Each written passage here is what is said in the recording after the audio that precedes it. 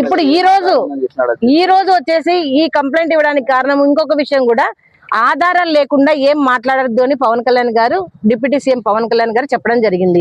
మరి ఏ ఆధారాలు ఉన్నాయని ఒక వీడియోలోనేమో పోస్ట్ మార్టం రిపోర్టు అవన్నీ చూసి మీరు ఈ అమ్మాయి మీద అఘాయిత్యం జరిగింది అని చెప్పడం జరిగింది, విత్ ఎవిడెన్స్ తో సహా. మళ్ళీ గెలిచిన తర్వాత మీరు చెప్తున్న వీడియోస్లలో ఏ ఆధారాలు పెట్టుకొని నా కూతురు సుగాలి ప్రీతి మీద అసత్య ఆరోపణలు చేస్తున్నారు చెప్పాలి పవన్ కళ్యాణ్ గారు.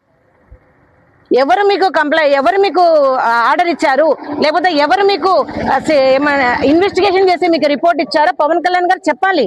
అవి ఏవి చేయకుండా చుప్పకుండా ఈ 2 సంవత్సరాల్లో ఈ 2 సంవత్సరాల్లో పవన్ కళ్యాణ్ గారు గెలిచిన తర్వాత, కూటమి ప్రభుత్వం గెలిచిన తర్వాత సుగాలి ప్రీతి కేసులో ఒక్క అడుగు కూడా ముందుకు వెళ్ళలేదు, ఒక్క ఇన్వెస్టిగేషన్ కూడా జరగలేదు.